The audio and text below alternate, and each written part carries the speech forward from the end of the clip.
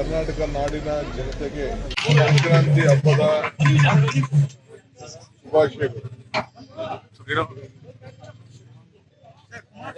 ನಾನು ಪ್ರಯತ್ನ ವಿಫಲ ಆದ್ರೂ ಪ್ರಾರ್ಥನೆ ವಿಫಲ ಆಗೋದಿಲ್ಲ ಅಂತ ಟ್ವೀಟ್ ಮಾಡಿದ್ದೀನಿ.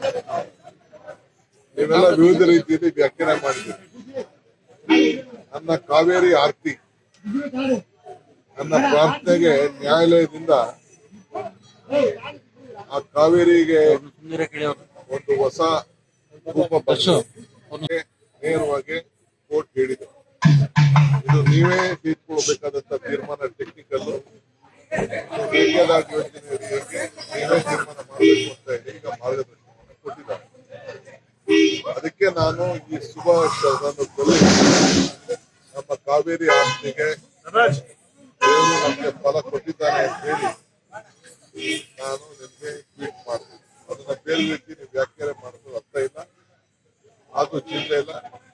ಹಳ್ಳಿ ರೈತರ ಸುದ್ದಿ, ಅವರ ಬದುಕು ಯಾವನು ಕೂಡ ತುಂಬ ಬದುಕಾಗಲಿ ಅಂತ ಹೇಳಿ ನಾನು ಪಕ್ಷದ ಪರವಾಗಿ, ವೈದ್ಯರ ಸರ್ಕಾರದ ಪರವಾಗಿ ತಮ್ಮ ಮುಖಾಂತರ ನಾನು ಶುಭ ಹಾರೈಸ್ತೀನಿ. ಡಿಸ್ಕ್ಲೋಸ್ ಮಾಡಕ್ಕಾಗಲ್ಲ.